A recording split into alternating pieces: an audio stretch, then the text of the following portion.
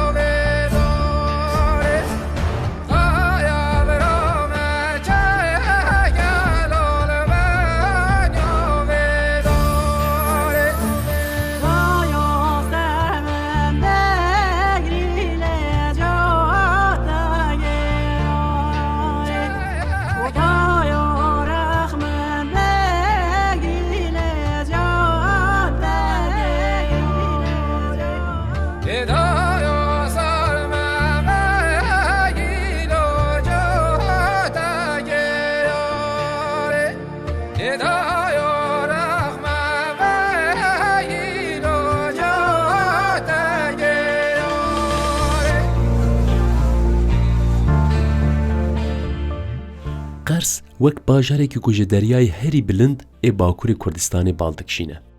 Beriya ku em qala dewlemendiyên vî bajarê bikin, em dixwazin bi çend pirsên wekî gelo xwedî temenekî çend sala ye.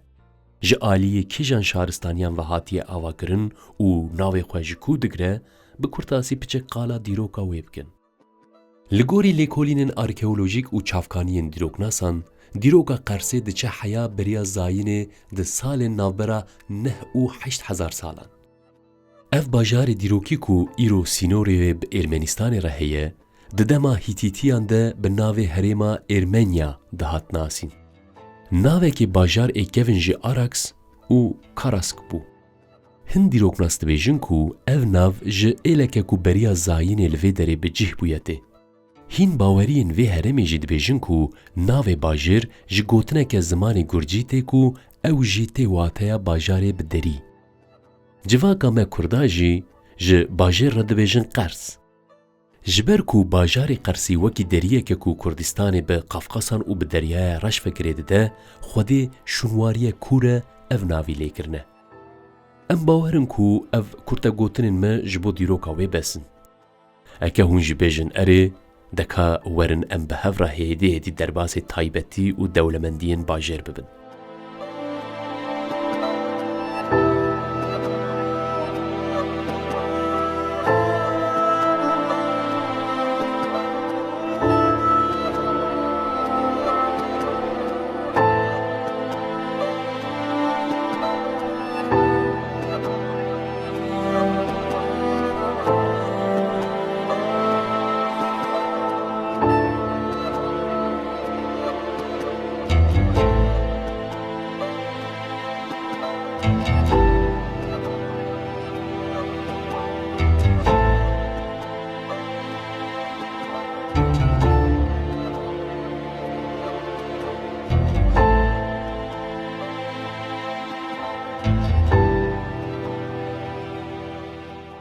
Dema peyva Qersê ji dev derdikeve, sermaya wê berî ku laşê me dorpêç bike, di mêjiyê me de xwe dide hîskirin.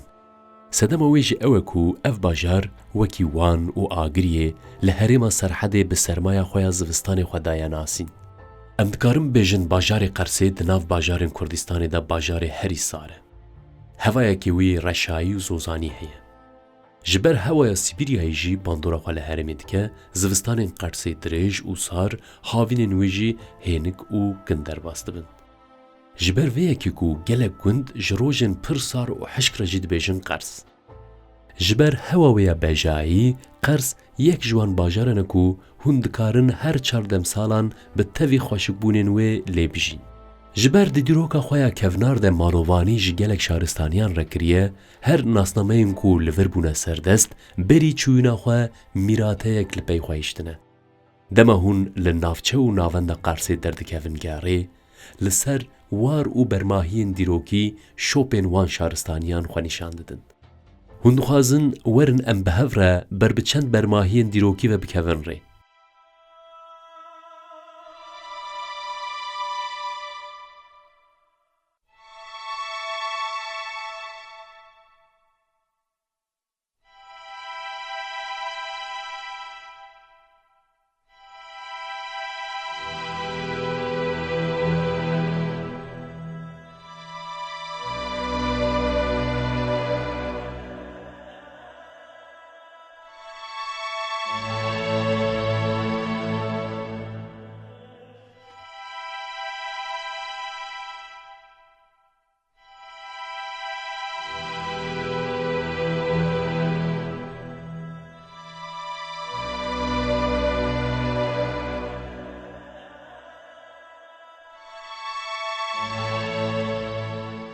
Dema rêya we bikeve ber bi sînorê Ermenistanê piştî rêwîtiyeke 42 kîlometreyan bajarokek dîrokî wê we pêşbazî bike.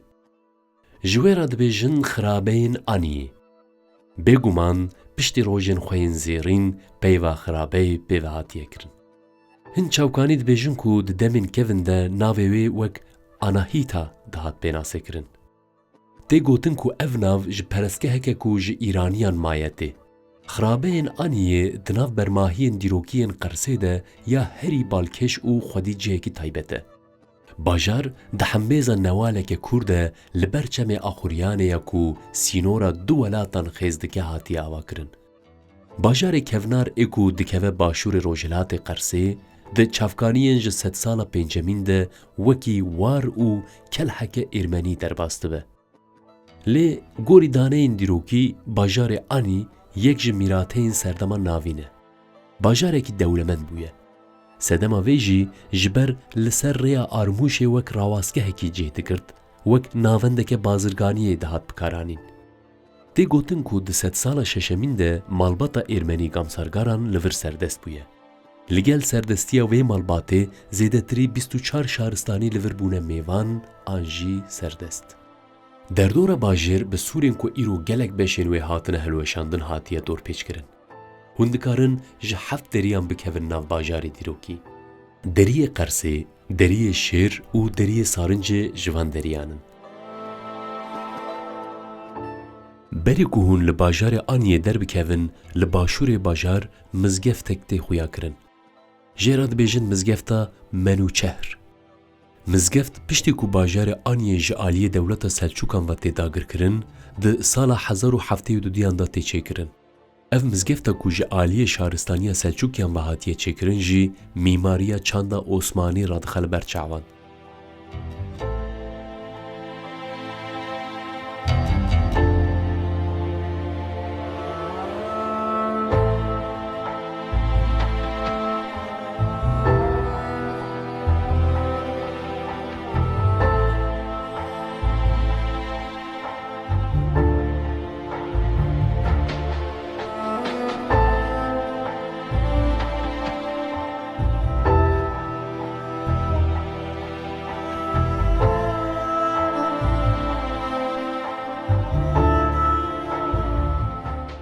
Li nav bajêr gelek şikeft, keleh, dêr, mizgeft û perestgehên agir cih digirin. Her şaristaniyên ku ji vir derbas bûne, şopên bawerî û çanda xwe hîştine. Nivîs, wêne û sembolên ku li ser kevirên van mîrateyan hatine nexşkirin, ji me re çîrokên ji hev cuda û kevintir dibêjin. Kî dizane gelo bajarê hezar û yek dêran, şahidiya çend şer û serboriyên ku herêkandina jiyana gelên herêmê guhertiye kiriye. Dema hûn li Aniyê derdikevin ber bi navenda bajêr ve diçin, li bakurê bajêr mîrateyeke dîrokî ya din we pêşwazî dike.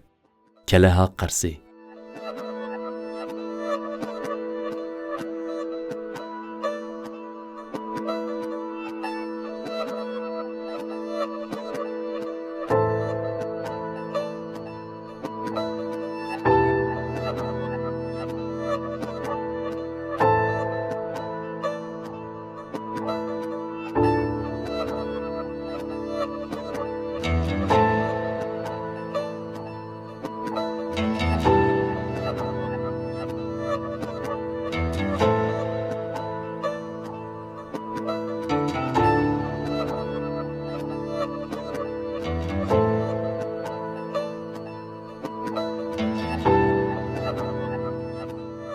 اف کلاها دیروکیا کو لباکوری باجیر جیه دگره به فرمان سلطان سالتوکلیان ملک عزالدین د سالا 1153 ده هاتیه چکرن.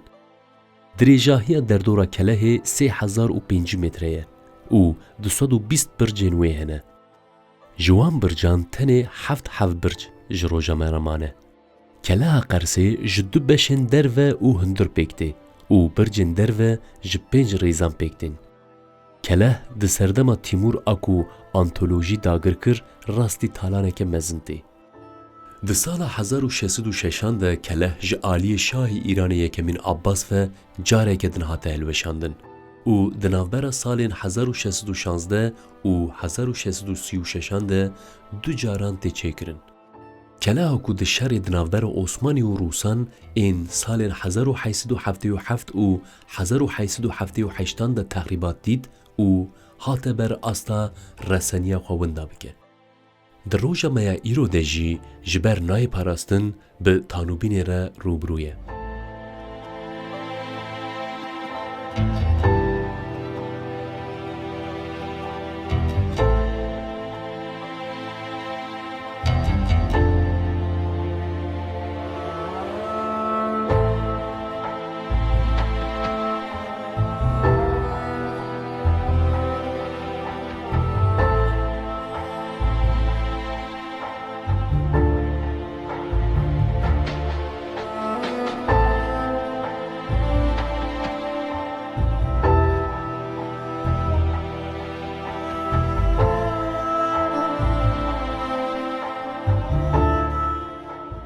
لقرسه دما هون لرخ چم ارزی دمشن پشتی دمه که پرا کوجرات بیجن پرا کور درد کول پیش بریوه. وکی هر پرین کوج دست هستین خواهاتنا آوا کرن پرا کور جی به 1000 سالان پیورا خوایا حمبیس کرنا هر دو آلین چم بکارانیه. وک چه کرنا دیروکا پر سال 1578 تی قبول کرن. کوری پر ین کو یک به یک بکده که مزن هاتنه هوناندن جوی سال حیائی رو دف جهف برندانه. پرا دیروکیا کو به سه چاوین خواه آنجی به سه درین خواه دستور دده کو آوا چمی ارزی در باس ببه. به سالانه روش هاتیه ج اویندارین هر دو آلین چم را بویه هیوی. روش هاتیه بویه شاهد گلک روژن به آرام آنجی غمگین.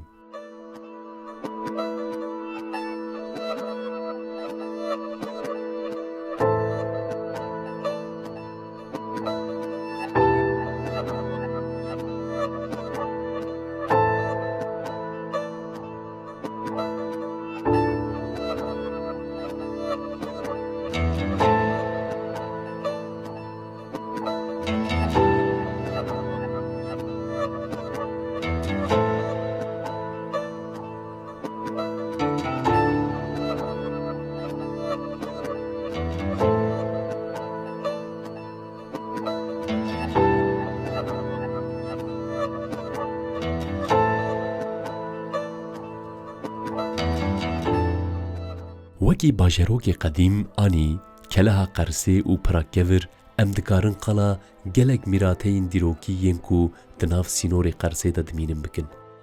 لباجار کو شارستانین وکی اورارتو، پرس، عرب، عثمانی، روس و ارمنیان سردستی کریه لدر میراته کو جوان مایی دردکول پیش بریمه. وک میناک دیرا 12 هواریان یک جوان میراتین دیروکیه. دیرا کو د 100 سال دهمین د جعالی کیای گرجستان و هاتیه چکرن و جباوریا ارمنیان جیه کی پیروز بو. لی پشتی کو قرص جعالی و عثمانیان و هات داگر کرن و ارمنی به داری زوری هاتن کوچ کرن اف در وک مزگفت هات بکارانین. لی میماریا ارمنیان هیجی به سمبول و شکل نسر دیوارین دیره هبونا خود پارزن. وکی معانی زمان لقرصه گلک وارن دیروکی ینکو ایروژی به میماری و چیروکین خواه تشتان جمرا ود بیجن هنه. جبر ویکو ج قرصه رد بیجن باجار خودی پیکران. لبله جبر دما مکنه ما خواست تنی قالا چند میراته هم بکن. این مایی جی ام جگره خورا بهیلن.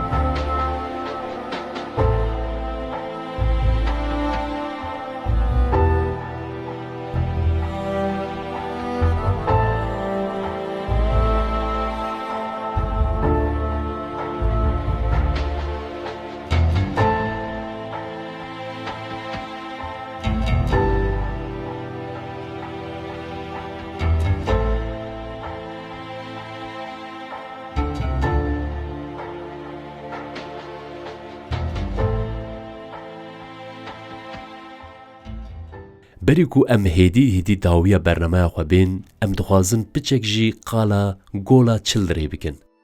Lewre ev gol ji bo vî bajarê kevnar xwedî taybetiyeke cuda ye. Gola çildirê di her demsalê de bi dîtbariya xwe ya ji hev cudatir, hestên di dilê me de rengîntir dike. Gola ku ava wê şirîn û kurahiya wê 42 metre ye ji bo serder û şêniyên Qersê di her demsalan de demên aram pêşkeş dike. Bi taybetî di zivistana dijwar ên herêma Serhedê de gola çildirê bi qeşeya xwe derdikeve pêş. Ev gola xwedî dîmenên rengîn roştê ji şêniyên herêmê re dibe çavkaniya nêçîra masiyan û roştê ji serderên xwe re dibe qada mihrîcan û şahiyan.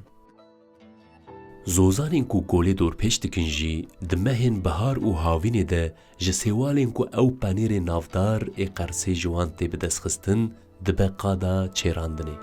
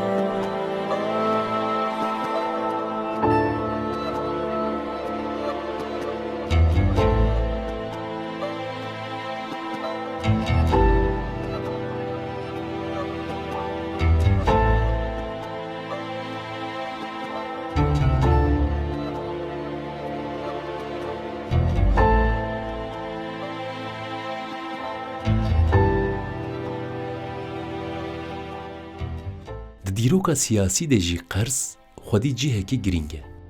Di şerê cîhanê yê yekemîn de jî Qers di nava artêşa Rûs û Osmanî de bû payekî giring. Di dema şer de Osmaniyan berê xwe dabûn Êrmenî û Kurdên Êzidî. Di encama qirkirin û êrîşan de bi hezaran Êrmenî û Kurd hatin kuştin û bi 10 hezaran jî koçî pişt xetê Rûsan ango Qafqasan kirin.